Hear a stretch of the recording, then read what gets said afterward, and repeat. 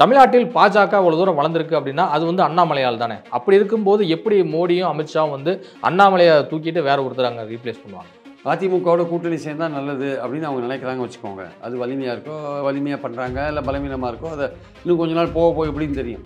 அப்போ அந்த மாதிரி ஒரு பெரிய கட்சி நினைக்கும் போது அது நடுவில் இருக்கிற தனிப்பட்ட மனிதர்கள் இருக்காங்கல்ல, அவங்க வந்து அதுக்கு இடைஞ்சலாவோ அதுக்கு தடையாவோ இருந்தால் அவங்கள தூக்கி போடுறதுக்கு கட்சி தயங்காது. ஆர்எஸ்எஸ் தலைமை அலுவலகத்துக்கு திடீர்னு பிரதமர் மோடி அவர்கள் வந்து விசிட் எடுத்த பின்னணி அமித்ஷா மோடி வந்து ஆர்எஸ்எஸை வந்து கண்டுக்காத்திருந்தாங்க அப்படின்லாம் இருக்குது.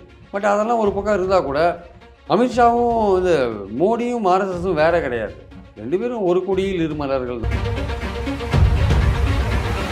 தேவேந்திர பட்னாவிஸ் என்ன சொல்றாருன்னா 2029லயும் மோடி தான் பிரதமர் அப்படிங்கிறாரு. அவர் அப்படிதாங்க சொல்ல முடியும், வேற எப்படி சொல்ல முடியும்? ஃபெமிலியாரிட்டி பிரீட்ஸ் கண்டெம்ப்ட்னா ஒரே ஆள் ஒரு இடத்துல ரொம்ப வருஷம் இருந்தான்னா அந்த இயக்கம் வந்து சரிவை சந்திக்கும். அதுதான் இயற்கை விதி. 2026 தேர்தல் களம் வந்து டிவிகே வெர்சஸ் டிஎம்கே இடையே தான் இருக்கும். அவர் தனிப்பட்ட முறையில் செல்வாக்கு இருக்கிற ஒரு கட்சிக்கு செல்வாக்கு இருக்கா, தாவேக்காவுக்கு செல்வாக்கு இருக்கான்னு ஒரு கேள்வி இருக்குல்ல. அவருடைய ரசிகர்கள்லாம் ஓட்டு போடுற அளவுக்கு ஒரு தொண்டர்களாக மாறிட்டாங்களா இல்லையான்னு இருக்குல்ல.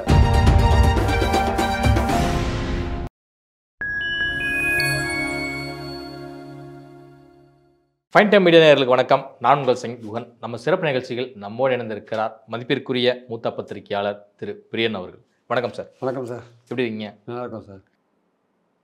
அதிமுக கூட்டணிக்காக ஓரங்கட்டப்படுகிறாரா அண்ணாமலை அப்படிங்கிற கேள்வி வந்து தொடர்ந்து எழுந்த ஒன்றும் இருக்குது. நீங்கள் கூட வந்து சொன்னீங்க அண்ணாமலையை வச்சுக்கிட்டு தேர்தலில் போய் சந்தித்தோம் அப்படின்னா அது வந்து சரி வராது, அதனால் வேற ஒரு ஆப்ஷனை கேட்குறோம் அப்படின்னு சொல்லிட்டு இபிஎஸ் ஒன்று தான் நீங்கள் சொல்கிறீங்க.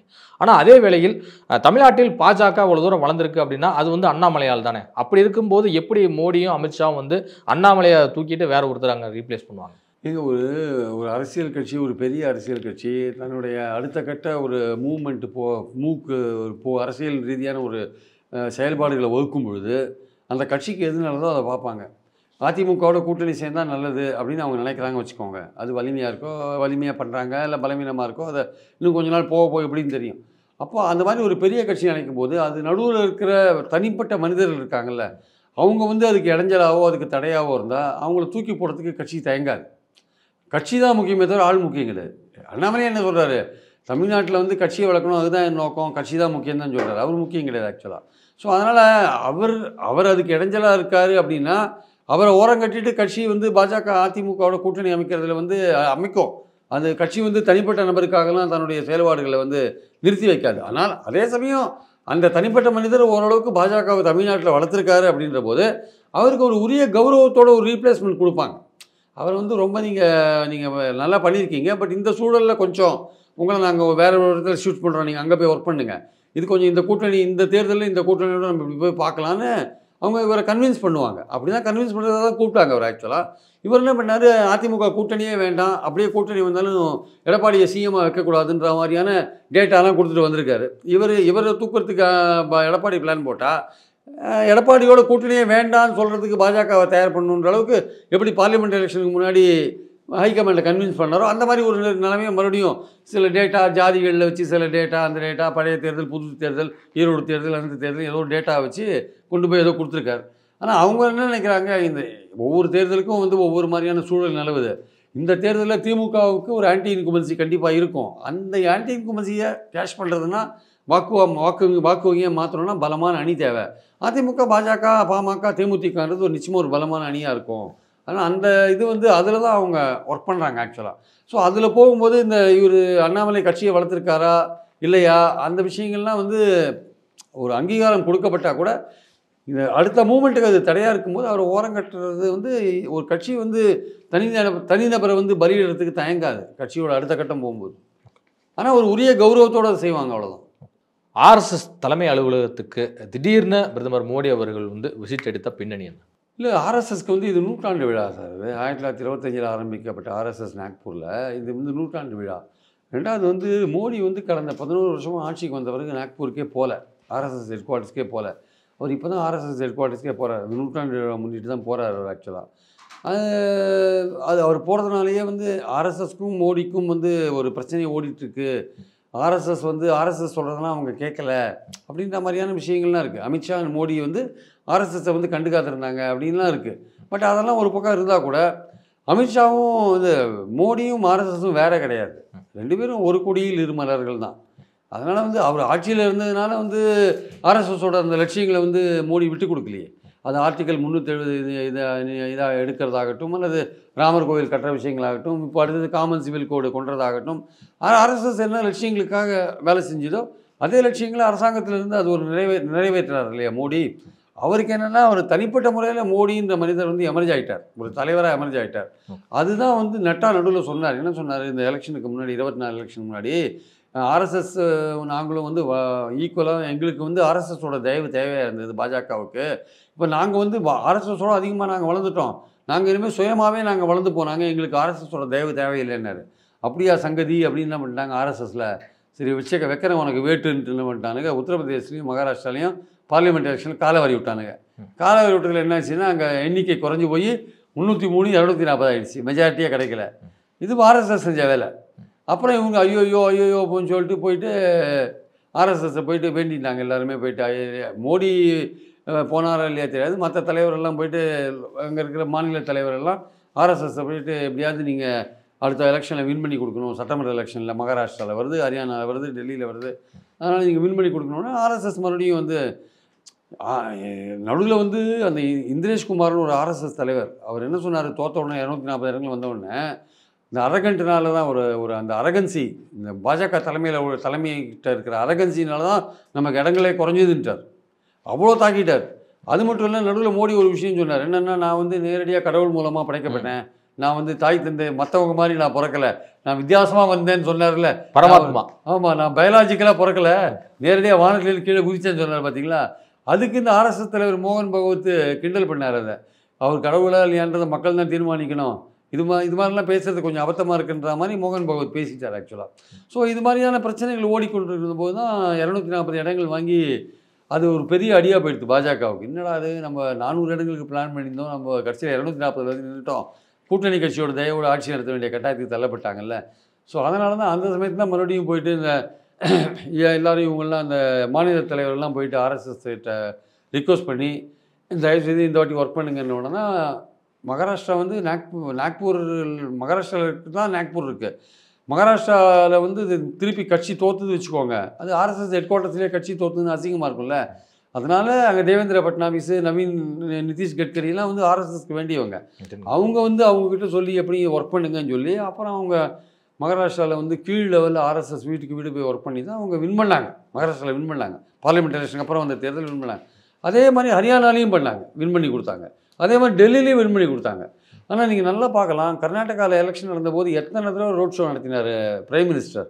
ஆனால் இந்த மகாராஷ்டிரா ஆகட்டும், இல்லை ஹரியானா ஆகட்டும், நீங்கள் டெல்லி ஆகட்டும், இங்கெல்லாம் வந்து பெரிய அளவில் ரோட் ஷோலாம் நடத்தலை. சில கூட்டங்கள் பேசினார், ஏதோ பெருசாக பேசலை. என்ன காரணம்னா அவங்களுடைய ஸ்ட்ராட்டஜி மாறிடுது.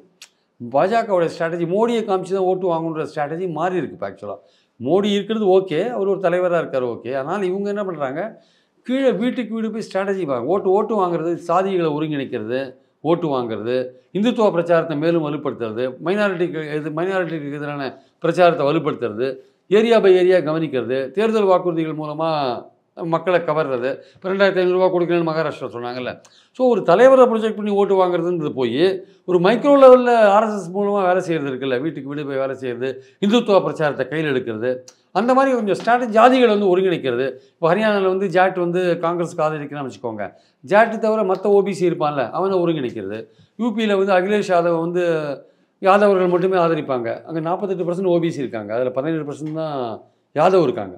மற்ற ஓபிசியை ஒருங்கிணைக்கிறது, அந்த மாதிரியான ஒரு ஸ்ட்ராட்டஜியை வந்து கையில் எடுத்து இந்துத்துவ பிரச்சாரத்தை கையில் எடுத்து ஆர்எஸ்எஸ் மூலமாக பிரச்சாரம் பண்ணும்போது, இந்த தேர்தல் வாக்குறுதிகள் போன்ற விஷயங்களை கொடுக்கும்போது அவங்க என்ன நினைக்கிறாங்க, அதை நான் மோடின்ற நபரை ப்ரொஜெக்ட் பண்ணுறதை விட அவர் பிரச்சாரம் பண்ணுறது ஓகே, அதை விட இந்த மாதிரி இண்டிவிஜுவலாக கீழ் லெவலில் மைக்ரோ லெவலில் பிரச்சாரம் பண்ணி தேர்தல் ஸ்ட்ராட்டஜியை ஒர்க் அவுட் பண்ணுறது மூலம் வின் பண்ண முடியுன்றத விஷயத்தை இப்போ 3 தேர்தலில் அவங்க கற்றுட்டாங்க. ஸோ இனிமேல் வந்து மோடியை ப்ரொஜெக்ட் பண்ணி தான் வின் பண்ணணும் இல்லை. இப்போ தோற்று போச்சுன்னா மோடி காரணம் இல்லை, ஸ்டேட் மாநில தலைமை காரணம், ஜெயிச்சா மட்டும் மோடி காரணம்னு எப்படிங்க ஒத்துக்க முடியும்? ஒரு இடத்துல நீங்கள் ஜார்க்கண்டில் தோத்துட்டீங்க, அதுக்கு மோடி காரணம் இல்லையா? மோடி காரணம் தானே. அப்போ அங்கே லோக்கல் ஆள் காரணமா? அப்போ ஜெயிச்சா மோடிக்கு கிரெடிட் கொடுத்துட்டு தோத்தா மட்டும் வந்து உள்ளூர் தலைவர்களுக்கு கிரெடிட் கொடுத்தீங்கன்னா அப்போது அது எப்படி சரியான அணுகுமுறை கிடையாது இல்லை. ஸோ அதுதான் வந்து ஆர்எஸ்எஸ் சொல்கிறாங்க, ஜெயிச்சா மட்டும் நீ கிரெடிட் எடுத்துக்கிறிய, தோத்தாலும் நீ தானே பொறுப்பு அதுக்கு. அதனால் வந்து அப்போது ஏன் தோக்குறோம், அப்போது உங்களை ப்ரொஜெக்ட் பண்ணி அங்கே தோக்குறோன்ற போது ஏன் தோக்குறோம், அப்போது உங்களுக்கு செல்வாக்கு குறைஞ்சிட்ருக்கு. ஏன்னா நீங்கள் ஏற்கனவே 2 தடவை பிரைம் மினிஸ்டராக இருந்துட்டீங்க. இப்போ நீங்கள் 29 வரை 3வது தடவையும் பிரைம் மினிஸ்டர் ஆகிட்டீங்க. 29 எலெக்ஷன் வரும்போது உங்களுக்கு வந்து 78 வயசு ஆகிடும். அப்போ நீங்கள் மறுபடியும் வந்தீங்கன்னா 15 வருஷம் கிட்டத்தட்ட நீங்கள் ஆட்சி பண்ணீங்கன்னா மக்களுக்கே சலிச்சு போயிடும். ஒரே நபர் 15 வருஷம் ஆட்சி பண்ணுறது. அது நம்ம ஆர்கனைசேஷனுக்கும் அது வந்து நல்லதில்லை. புதுசாக நீங்கள் ஆட்களை வந்து இன்ட்ரடியூஸ் பண்ணால் தான் அடுத்த 15 வருஷத்துக்கு போக முடியும் நம்ம. அதனால் இப்போதுலேருந்து நம்ம தயார் பண்ணணுன்றது ஆர்எஸ்எஸோட பாயிண்ட்டு. அதுதான் இந்த செப்டம்பரில் அவருக்கு 75 வயசு ஆகுது. யாருக்கு? மோடிக்கு. அவரை வந்து இந்த மார்கதர்ஷன் மண்டல்னு வழிகாட்டும் குழு ஒன்று இருக்குது. வேண்டாத ஆளுங்கள்லாம் அங்கே தள்ளி விட்ருவானுங்க. அத்வானி, முரளி மனோகர் ஜோஷி, அப்புறம் 75 வயசில் யார் யாருக்கு இவங்க சீட் கொடுக்க வேண்டாம்னு நினைக்கிறாங்களோ அவங்களெல்லாம் வந்து 75 வயசு ஆச்சுன்னு ஓரம் கட்டிடுவாங்க. சுமித்ரா மகாஜன், கல்ராஜ் மிஸ்ரா, எடியூரப்பா, இந்த மாதிரி ஆளுங்களெல்லாம் இப்படி தான் ஓரம் கட்டி வச்சாங்க. ஆனால் அது மாதிரி ரூல் எதுவுமே கிடையாது. அங்கே பாஜகவில் 75 வயசான இங்கே ரிட்டையர் ஆன ரூல் கிடையாது. ஆனால் இவரை பொறுத்த மட்டும், மோடியை பொறுத்த மட்டும் 29 வரையும் அவர் வந்து பிஎம்மாக இருப்பார். அது எந்த சந்தேகமும் இல்லை. அதுக்கப்புறம் ப்ரொஜெக்ட் பண்ணுறதுக்கு தான் அவங்க ஆள் தேடிட்டு இருக்காங்க. ஆக்சுவலாக அவங்க அது சரியான ஆள் அவங்க கிடைப்பாங்க. 26 தேர்தலுக்கு அப்புறம், 26க்கு அப்புறம் பீகார் தேர்தல், 26க்கு அப்புறம் தமிழ்நாடு தேர்தலில் முடிஞ்ச பிறகு 29க்குள்ளே அவங்க ஒரு ஆளை ப்ரொஜெக்ட் பண்ணுவாங்க கண்டிப்பாக. ஏன்னா 15 வருஷத்துக்கு அப்புறம் 3 தடவை குஜராத் தேவேந்திர பட்னாவிஸ் என்ன சொல்றாருன்னா 2029லயும் மோடி தான் பிரதமர் அப்படிங்கிறாரு. அவர் அப்படி தாங்க சொல்ல முடியும், வேறு எப்படி சொல்ல முடியும்? ஆர்எஸ்எஸ் ஆர்கனைசேஷன் என்ன நினைக்குது, நீங்கள் 3 தடவை குஜராத் சிஎம்மாக இருந்துட்டீங்க, 3 தடவை இந்தியாக்கே சிஎம்மாக இருந்துட்டீங்க, நீங்கள் எத்தனை தடவை நீங்கள் 4வது தடவையும் சிஎம்மாக இருந்தீங்கன்னா ஃபெமிலியாரிட்டி பிரீட்ஸ் கண்டெம்ப்ட்னு முடியும். ஃபெமிலியாரிட்டி பிரீட்ஸ் கண்டெம்ப்ட்னா ஒரே ஆள் ஒரு இடத்துல ரொம்ப வருஷம் இருந்தான்னா அந்த இயக்கம் வந்து சரிவை சந்திக்கும். அதுதான் இயற்கை விதி. அது ஆக்சுவலாக நீங்கள் 240 ஏன் வாங்கினீங்க? 303 நீங்கள் 240 இறங்கிங்க. நீங்கள் 2வதுலேருந்து 3வது தேர்தலை சந்திக்கும் போது நீங்கள் 240 இறங்கிட்டீங்கன்னா 4வது தேர்தல் சந்திக்கும் போது நீங்கள் இன்னும் இறங்குவீங்க கீழே. அது இயற்கையான ஒரு விஷயம். ரொம்ப வருஷம் ஒருத்தன் ஒரே இடத்துல இருந்தான்னா அவனுக்கான எதிர்ப்புகள் அதிகமாகிட்டே இருக்கும். அந்த எதிர்ப்பை மீறது ரொம்ப கஷ்டம். அது இயற்கையோட விதியாக கூட வச்சுக்கலாம் அதை நீங்கள் ஆக்சுவலாக. ஆனால் இந்தியா கூட்டணி ஸ்ட்ராங்காக இல்லாததுனால நீங்கள் வந்து 3வது தப்பி தவறி வந்துட்டீங்க. இதுவே நீங்கள் 29ல் 4வது போகும்போது உங்களுக்கான செல்வாக்கம் சரிஞ்சிட்ருக்கு. இந்த 240 நீங்கள் வாங்கியிருந்து உங்கள் சரிவை தான் காமிக்குது. நீங்கள் மறுபடியும் உங்களையே ப்ரொஜெக்ட் பண்ணால் அட எத்தனை தரப்பா இவரே பிரைம் மினிஸ்டர் வருவார் அப்படின்ற ஒரு சலிப்பு நடுநிலை. ஒரு சேஞ்ச் பண்ணுங்கப்பா, நீங்களாவது ஒரு சேஞ்ச் பண்ணுங்கள், இல்லை நாங்கள் மாற்றுவோம், இல்லை நாங்கள் வேறு கட்சிக்கு போகிறோன்னு சொல்லுவோம்ல. ஒன்று நீங்கள் ஆளை மாற்றுங்க, எங்களுக்கு போர் அடிக்குது, நடுநிலையாக இருக்கிறவங்க சொல்கிறேன், ஒன்று நீங்கள் ஆளை மாற்றுங்க, இல்லை நாங்கள் வந்து வேறு யாராவது இந்தியா கூட்டணியில் இன்னும் பெட்டரான ஆளுங்களை பார்க்குறோம், இளைஞராக யாராவது பார்க்குறோம், அடுத்து ஒரு 15 வருஷமோ 10 வருஷமோ அவர் இருப்பார்ல, ஒரே நபரை வந்து நீங்கள் எத்தனை நாள் நீடிச்சிட்டு இருப்பீங்க? அதுதான் இப்போ ஆர்எஸ்எஸில் ஒரு பெரிய ஒரு டிஸ்கஷனாக போயிட்டுருக்கு. ஏன்னா ஒரே நபரை வந்து எத்தனை தடவை ப்ரொஜெக்ட் பண்ண முடியும்? 3 தடவை எலெக்ட் ஆகிட்டார். 29ல் அவரை ப்ரொஜெக்ட் பண்ணுறது யோசிக்க வேண்டிய ஒரு விஷயம். 29 வரையும் இருக்கார், அதில் ஒன்றும் சந்தேகம் இல்லை. 29க்கு அப்புறம் அவரை ப்ரொஜெக்ட் பண்ணுவோமா? ப்ரொஜெக்ட் பண்ணால் கட்சிக்கு நல்லதான். ஏன்னா பாஜக ஆட்சியில் இருந்தால் தான் ஆர்எஸ்எஸ் வளரும். இன்றைக்கி ஆர்எஸ்எஸோட ஆளுங்க தான் இன்றைக்கி வைஸ் சான்சலராக இருக்காங்க பாரு யூனிவர்சிட்டியில். ஆர்எஸ்எஸோட ஆளுங்க தான் இன்றைக்கி கவர்மெண்ட்டில் வந்து ஜாயின்ட் செக்ரட்டரி லெவலில் நேரடி ரெக்ரூட்மெண்ட்டில் உள்ளே இருக்காங்க. இன்றைக்கி கவர்மெண்ட்டில் முக்கியமான இடங்கள்லாம் ஆர்எஸ்எஸ் ஆளுங்க தான் உட்காந்துருக்காங்க. அதனால் அந்த அமைப்பு இருக்குல்ல, அந்த அமைப்பு கண்டினியூ ஆகணும்னா நீங்கள் வந்து ஒரே தலைவரை கொண்டு போய் மறுபடியும் நிறுத்தி தேர்தலில் தோத்துட்டிங்கன்னா அது அப்புறம் அது இவ்வளவு தூரம் பாடுபட்டது வந்து வேஸ்ட்டாக போயிடும். அதனால் வந்து நம்ம ஆளை மாற்றி ஒரு அடுத்த 10 வருஷத்துக்கான லீடரை ரெடி பண்ணணும் அப்படின்றது தான் ஆர்எஸ்எஸோட நோக்கம். அதுதான் வந்து பேச்சுவார்த்தை போயிட்டுருக்கு. 29 நீங்கள் கண்டினியூ பண்ணுங்கள், 29க்கு அப்புறம் நம்ம புது லீடரை ப்ரொஜெக்ட் பண்ணிக்கலான்றது தான் இன்றைக்கி ஆர்எஸ்எஸில் உள்ள விஷயம். அதே மாதிரி ஆர்எஸ்எஸ்க்கு ஒரு தலைவர் தேட வேண்டியதாக இருக்குது. அது ஆர்எஸ்எஸ்லேருந்தே வந்து இப்போது தேடுறதா இருக்காங்க. இல்லை பாஜகலேருந்து கூட ஒருத்தரை வந்து அவங்க ஸ்மிருதி இரானி போன்றவர்களை கூட ஒரு லேடியை கூட தலைவராக போடலாம், இல்லை யாராவது ஒரு தலித் லீடர்ஸ் யாராவது கூட தலைவராக போடலாம். ஆர்எஸ்எஸ்க்கும் லீடர் தேவையாக இருக்குது. ஆனால் இப்போது பிரதமர் கேண்டிடேட் பிரதமர்ன்ற முறையில் இவர் இப்போ ரிசைன் பண்ணுறதுக்கோ இவரை வந்து உடனடியாக ரிசைன் பண்ண சொல்லுவாங்களோ அந்த மாதிரி விஷயங்கள்லாம் இப்போ எதுவும் நடக்காது. 29ல் இவர் மீண்டும் வருவாரான்றதில் ஒரு கேள்விக்குறி இவரை மீண்டும் நிற்க வைப்பாங்களா அப்படின்றது ஒரு கேள்விக்குறியாக இருக்குது. அதை பற்றின ஒரு டிஸ்கஷன் ஆர்எஸ்எஸில் போயிட்டுருக்குன்றதான் உண்மை. ஒருவேளை பிரதமர் மோடி அவர்கள் 2029 நான் வந்து ஓய்வு பெறேன் அப்படின்னு சொல்லி அறிவிச்சா 2029ல் யாரை வந்து பிரதமர் வேட்பாளராக பாஜக முன்னிறுத்துன்னு நீங்கள் நினைக்கிறீங்க? அதுக்கு நிறைய பேர் இருக்குது, நிறைய இளைஞர்கள் தலைவர்கள். இப்போ சௌகான் இருக்கார், சௌகானுக்கு அப்புறம் வந்து இப்போது நீங்கள் சொல்கிற மாதிரி தேவேந்திர பட்னாவிஸே இருக்கார், அவர் கொஞ்சம் யங்காக இருக்கார், அடுத்த பல வருஷம் இருக்கலாம் அவர். ஆக்சுவலாக நிதிஷ் கட்கரிக்கெலாம் வயசாகிடுச்சு ஆக்சுவலாக. அமித்ஷா வந்து அடுத்தது ட்ரை பண்ணிட்டு இருக்காரு. அமித்ஷாவும் ஒரு ரேஸில் இருக்கார். இல்லை தொடர்ந்து எப்படி குஜராத் மாநில ஆட்களுக்கே வந்து கொடுப்பாங்க? தொடர்ந்து யூபியிலேருந்து 2-3 பேர் வந்தபோது அங்கேருந்து வரக்கூடாது தானே. யூபியிலேருந்து எத்தனை சீஃப் பிரைம் மினிஸ்டர் வந்தாங்க. ஆனால் இப்போ குஜராத்லேருந்தே வரணுமான்றது ஒரு கேள்விக்குறி இருக்குது. அது வந்து குஜராத்லேருந்து யூபியிலேருந்து வந்தால் நேரு காலத்துலேருந்து ஆரம்பித்து இந்திரா காந்திலேருந்து ராஜீவ் காந்திலேருந்து நான் யூபியிலேருந்து தான் வந்தாங்க. ஆக்சுவலாக லால் பகதூர் சாஸ்திரிலேருந்து எல்லாருமே யூபி தானே உங்களுக்கு முதல்ல. ஏன் விபி சிங்லேருந்து எல்லாருமே யூபி தானே உங்களுக்கு. ஸோ ஆனால் அதனால் வந்து ஒரே ஸ்டேட்லேருந்து வரதில்லை. பட் அது இப்போ மோடிக்கு அடுத்தது இப்போ அமித்ஷா தான் இருக்கார். ஸோ அமித்ஷா அவரும் ட்ரை பண்ணுறார். அவரும் அடுத்தது மோடிக்கு வாரிசா. அமித்ஷாவே ஒரு தடவை என்ன சொன்னார், 29 வரையும் மோடி தான் பிரதமர்ன்ட்டார் ஒரு தடவை. அதுக்கப்புறம் அவர் சொல்லலை. 29 வரையும் மோடி தான் பிரதமர்ன்ட்டார். அதுக்கப்புறம் அவர் எதிர்பார்க்குறாரோன்னு தெரியாது. அதனால் அவருக்கான வாய்ப்பே அவர் தேடுவார். அமித்ஷாவுக்கு ஒரு ஆசை இருக்குது. ஒரு ஆசை இருக்குது, கண்டிப்பாக ஆசை இருக்குது. எங்க ஆசை இருக்குது, எல்லாருக்கும் ஆசை இல்லாத இருக்குமாங்க. பிரைம் மினிஸ்டர்ன்றது சாதாரண விஷயம் இல்லைங்க. இந்த இவ்வளோ பெரிய கண்ட்ரியில் பிரைம் மினிஸ்டராக இருக்கிறது சாதாரண விஷயம் இல்லை. அதனால தான் வந்து இவராக தானாக மோடி தானாக ரிசைன் பண்ணுவாரான்றது ஒரு கேள்விக்குறி. அவரை வந்து நீங்கள் அமித்ஷா தான் உண்டு 29 வெளியில். அவர் தானாக அவரோட ஹெல்த் நல்லா இருக்கிற பட்சத்தில் அவர் தானாக போவாரான்னா பதவி அவரோட சீக்கிரம் போக மாட்டாங்க. பதவி விட்டுலாம் போகிறவங்களாம் ரொம்ப குறைவு. வேண்டாங்க நான் 3 தடவை எலெக்ட் ஆகிட்டாங்க, இனிமேல் நீங்கள் வேறு ஒரு ஆளை தேர்ந்தெடுங்கன்னு சொன்னால் அது ஒரு பெரிய மனசு வேணும். அதுக்கு அது அவ்வளோ பெரிய மனசு மோடிக்கு இருக்கான்னு நமக்கு தெரியாது. ஸோ பாயிண்ட் என்னென்னா வந்து 29 ஆர்எஸ்எஸ்ஸாக பார்த்து வேற ஒரு பிஜேபிக்கு வேற ஒரு ஆளை பிரைம் மினிஸ்டர் கேண்டிடேட்டாக தயார் பண்ணி கொடுக்கணும். ஆக்சுவலாக அவங்க பார்ப்பாங்க என்ன பண்ணுறது. 26க்கு அப்புறம் தான் இந்த முடிவுகள் எடுப்பாங்க ஆக்சுவலாக. ஆனால் நிறைய பேர் இருக்காங்க. அமித்ஷா இருக்காங்க, சௌகான் இருக்கார், தேவேந்திர பட்னாவிஸ் இருக்கார், நிறைய பேர் இருக்காங்க. அதெல்லாம் ஒன்றும் பிரச்சனை கிடையாது. அதனால் வந்து அந்த 26க்கு அப்புறம் தான் இதை பற்றின பேச்சுக்கள் இன்னும் சூடு பிடிக்கும். ஆக்சுவலாக 2026 தேர்தல் களம் வந்து டிவிகே வெர்சஸ் டிஎம்கே இடையே தான் இருக்கும் அப்படிங்கிற ரீதியில் வந்து சொல்லியிருக்கிறாரு தமிழக வெற்றி கழகத்தின் தலைவர் விஜய் அவர்கள். அவர் போடுகிற அந்த 2026 தேர்தல் கணக்கு என்பது நடக்குமா? இல்லை, அவரை பொறுத்த மட்டும் அவர் தன்னை என்ன நினைக்கிறாரு, தான் ஒரு முதன்மை சக்தியாக இருக்கும், நம்ம சிஎம் கேண்டிடேட் நம்ம தான் அப்படின்னு நினைக்கிறாரு. அவருக்கு ஒரு பெரிய பாப்புலாரிட்டி இருக்குதுன்னு நினைக்கிறாரு ஆக்சுவலாக. அதனால தான் வந்து அதிமுகவோட கூட்டணி வந்தபோது கூட ஈக்குவலான சீட்ஸ் கேட்குற அளவுக்கு அவர் போயிட்டார் ஆக்சுவலாக. பட் அடிப்படையில் பார்த்தீங்கன்னா அவர் வந்து ஒரு செல்வாக்கு மிக்கவராக இருக்கார், அதில் வந்து சந்தேகம் கிடையாது.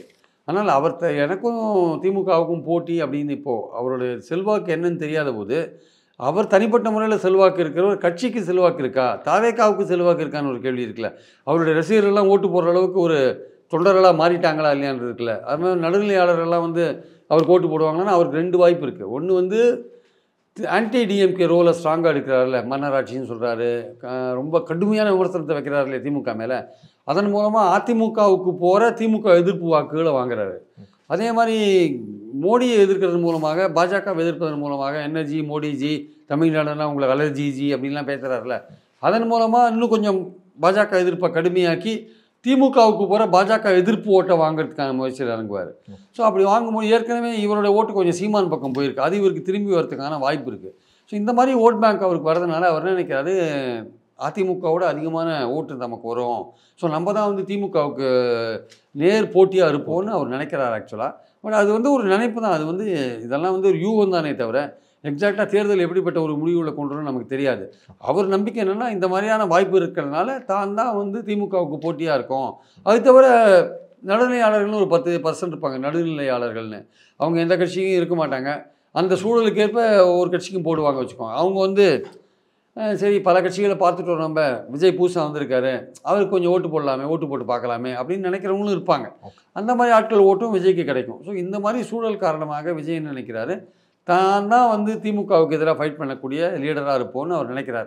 அதோட விளைவு தான் அந்த பேச்சு என்பது என்னுடைய கருத்து. தாவேக்காவின் தேர்தல் பிரிவு மேலாண்மை பொதுச் செயலர் ஆதவ அர்ஜுனனை வந்து கடுமையாக விமர்சித்திருக்கிறார், கடும் சொற்களால் வந்து சாடி இருக்கிறார். யார் அப்படின்னா அவருடைய மச்சான் மார்ட்டின், அவருடைய மூத்த மகன் சார்லஸ் அவர்கள். குடும்பத்துக்குள்ளேயே ஒரு மிகப்பெரிய ஒரு அரசியல் பூகம்பம் வந்து வெடித்திருக்கு அப்படின்னு எடுத்துக்கலாம் இந்த கருத்துக்களை. ஏங்க ஆதவோட ஒய்ஃபே கொஞ்ச நாள் முன்னாடி அறிக்கை விட்டாங்க, அவருடைய அரசியல் செயல்பாடுகளுக்கும் எனக்கும் ஒன்றும் சம்மந்தம் கிடையாது, எங்களுக்கும் எங்கள் குடும்பத்துக்கிட்ட அவர் ஒய்ஃபே அறிக்கை விட்டாங்க. இப்போ மகன் அறிக்கை விட்டுருக்காரு மார்ட்டினோட அவங்க. ஏன்னா அவங்க மார்ட்டின் லாட்ரி நடத்துகிறார் சார், அவருக்கு எல்லா கட்சி தயவும் அவருக்கு தேவை. அவருக்கு இவர் போயிட்டு ஏதாவது மோடியை விமர்சனம் பண்ணுறது இல்லை அது மாதிரிலாம் ஆரம்பித்தாருன்னா, அண்ணாமலை விமர்சனம் பண்ணலாம் ஆரம்பித்தாருன்னா அவங்க லாட்ரி பிஸ்னஸ்க்கு பிரச்சனை வரும்ல. அது எவ்வளோ பெரிய பிஸ்னஸ். இல்லை அண்ணாமலைக்கு ஆதரவாக தான் ஒரு அந்த ஸ்டேட்மெண்ட்டே கொடுத்தாங்க. அண்ணாமலையை செட் பண்ணிட்டாங்க திமுகலாம் பேசுகிறாருல்ல, அண்ணாமலையை திமுக செட் பண்ணிடுச்சுன்னு பேசுகிறாருல்ல. இல்லை இல்லை, மார்ட்டினோட மகன் அண்ணாமலைக்கு ஆதரவாக இருக்கு. ஆமாம் ஆமாம், ஆதவ அர்ஜுன் சொல்கிறேன். அண்ணாமலையை வந்து விமர்சனம் பண்ணி பேசுகிறாருல்ல. பாஜகவை நீங்கள் விமர்சனம் பண்ணீங்கன்னா இவங்க பிஸ்னஸ் என்ன, அது லாட்ரி பிஸ்னஸ். அது எவ்வளோ பெரிய பிஸ்னஸ் அது. அவங்க பாஜகவுக்கு எலக்ட்ரல் பாண்ட் மூலமாக எவ்வளோ கொடுத்துருக்காங்க, திமுகவுக்கே கொடுத்துருக்காங்கல்ல. ஸோ நம்ம பாயிண்ட் என்னென்னா வந்து அதனால் ஆதவ அர்ஜுனா வந்து ஒரு அரசியல்வாதி கிடையாதுங்க. அவர் 21 பிரசாந்த் கிஷோரோட அந்த ஸ்ட்ராட்டஜிஸ்ட்டாக வேலை செஞ்சார். அவர் ஒரு ஆர்கனைசேஷன் வச்சுருக்காரு. அதன் மூலமாக இந்த கருத்து கணிப்பு அது இது டேட்டாவெல்லாம் எடுத்து கொடுக்குறதுன்னு பல விஷயங்கள் பண்ணுறாங்க வச்சுக்கோங்க. அவருக்கு திமுகவில் ஏதோ ராஜ்யசபா மெம்பர் இல்லை எம்எல்ஏல போட்டி போடுறதுக்கு வாய்ப்பு ஏதோ ஒன்று கொடுக்குறேன்னு சொன்னாங்க வச்சுக்கோங்க. அது அவருக்கு கொடுக்கல. அதனால் அவருக்கு அங்கே இருக்கிற சில பேர் மேலே கோவம், டாப் லெவலில் இருக்கிற உதயநிதி மேலே கோவம் வச்சுக்கோங்களேன், இல்லை அவர் சபரீசன் மேலே கோவம் வச்சுக்கோங்க, ஏதோ ஒரு கோவம் அவருக்கு இருக்குது. அந்த கோவத்தில் என்ன பண்ணுறாரு, விசிகாவுக்கு வராரு. விசிகாவுக்கு வந்து அங்கே ஒரு குழப்பத்தை பண்ணி எப்படியாவது விசிகாவை திமுக கூட்டணியிலேருந்து வெளில கொண்டு வரணும்னு கனாபினான்னு பேசுகிறார். அதுக்கடுத்து அவர் அதை புரிஞ்சுன்னு விசிகாலேருந்து அவர் வெளில அனுப்பிச்சிடுறாங்க. இப்போது தாவேகா மேடையை பயன்படுத்திட்டு திமுகவை வந்து கடுமையாக தாக்குறாரு. கொஞ்சம் பாஜகவையும் கொஞ்சம் அண்ணாமலை போன்றவர்களை தாக்குறாரு. அவர் வந்து ஒரு அரசியல்வாதி கிடையாது. தன்னுடைய தனிப்பட்ட வெறுப்பு காரணமாக திமுக எதிர்ப்பு நிலையை அவர் எடுத்திருக்காரு. ஆக்சுவலாக அவர் வந்து நீங்கள் இப்போ ஒரு அரசியல்வாதி திமுக விமர்சிக்கிறான் அப்படின்னு வச்சுக்கோங்க, அதுக்கு ஒரு அர்த்தம் இருக்கும். ஒரு அரசியல்வாதியாக இருக்கார், அடுத்த எலெக்ஷனில் வின் பண்ணணும், திமுக எதிர்ப்பு ஓட்டு வாங்கணும்னு நினைக்கலாம். இவருக்கு வந்து என்ன இருக்குது, இவருக்கு வந்து அந்த திமுக மேலே இருக்கிற நமக்கு ப்ராமிஸ் பண்ணிட்டு நமக்கு எதுவும் பண்ணாத போயிட்டாங்களே அவங்க அப்படின்னு ஒரு கோவம். அவங்க நம்பலை. ஆக்சுவலாக ஆதவ அர்ஜுனாவை திமுகவில் நம்பலை. இவர் வந்து ஒரு மாதிரி ஊசலாட்டம் உள்ளவர். இன்றைக்கி இங்கே இருப்பார், நாளைக்கு அங்கே போவார். அதனால் இவர் நம்ப முடியாதுன்னா இவருக்கு எந்த பதவியும் அவங்க கொடுக்கவும் இல்லை, எதுவும் என்கரேஜ் பண்ணவும் இல்லை. அது இவருக்கு கோபம் இருக்குது. அதனால் தனிப்பட்ட முறையில் ஆதவ அர்ஜுனா திமுக மேலே சில விஷயங்கள் வைக்கிறதோ, இல்லை பாஜக அண்ணாமலை மேலே சில விஷயங்கள் வைக்கிறதோ, அதெல்லாம் வந்து மார்டின் நடத்துகிற பிஸ்னஸுக்கு அவருக்கு பிரச்சனை வரும் இல்லையா. அதுதான் அவர் மகன் வந்து இன்றைக்கி அறிக்கை கொடுத்துருக்காரு. ஆக்சுவலாக இதுவரை உங்கள் பல்வேறு கருத்துக்களோட பதிவு. நன்றி சார். தேங்க்யூ.